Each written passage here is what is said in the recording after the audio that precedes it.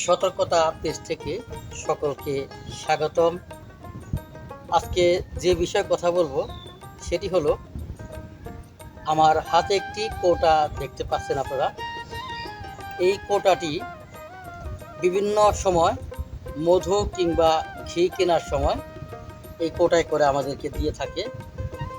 তো আপনারা খেয়াল রাখবেন, আপনাকে যে মধু বা ঘি মেপে দিয়েছেন তারা এই বয়মের ওয়েটটা ভাঙছে কিনা, বা এটা দিয়ে স্কেলের মধ্যে জিরো জিরো করছে কিনা।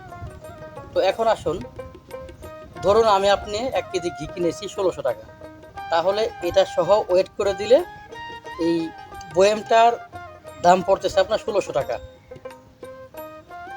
1600 টাকা কেজি এই বয়েমটার ওজনে পড়তেছে। আর বয়েমটার দাম সর্বোচ্চ 10 টাকা হবে, কিন্তু দোকানে আপনার কাছ থেকে 1600 টাকা রাখতেছে। অতএব আসুন, আমরা এই বয়েমের বিষয় সচেতন হই।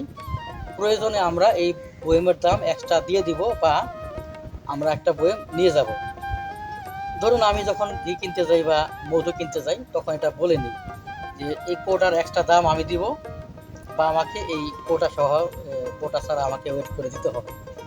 তো আমরা যদি একটু সচেতন হই, তাহলে অনেক সময় আমরা অনেক টাকা আমাদের বেঁচে যাবে। যেমন ধরুন, এই আমরা সয়াবিন তেল কিনতেছি, সরিষার তেল কিনতেছি, তো দোকানে আমাদেরকে অনেক সময় এই বয়েম বা কোটায় করে আমাদের দিয়ে থাকে। তো আপনারা খেয়াল করবেন, যখন আমরা এই সয়াবিন তেলটা কিনে থাকি, দোকানে আমাদেরকে সেই বোতল সহ ওয়েট করে দেয়। এখন আসুন, 5 লিটার তেলের বোতল যেটা আছে প্লাস্টিকের, সেটার ওয়েট হচ্ছে 150 গ্রাম। তাহলে 150 গ্রামের দাম আসতেছে আপনার 250 টাকা কেজি ওই ওয়েট হিসেবে। আর তারা কিনেছে 40 টাকা কেজি, বা 3 টাকা 5 টাকা পিস কিনেছে। আর আপনার কাছ থেকে রাখতেছে তারা 250 টাকা কেজি। অতএব আমি যখন তেল কিনতে যাই, বিশেষ করে একটা বোতল নিয়ে যাই, বা বোতল নিতে না পারলেও আমি এক্সট্রাভাবে 10 টাকা তাদেরকে দিয়ে দিই। আর এই 10 টাকা দিয়ে আমি বোতলের ওয়েটটা ভেঙে এরপর তেল কিনে থাকি।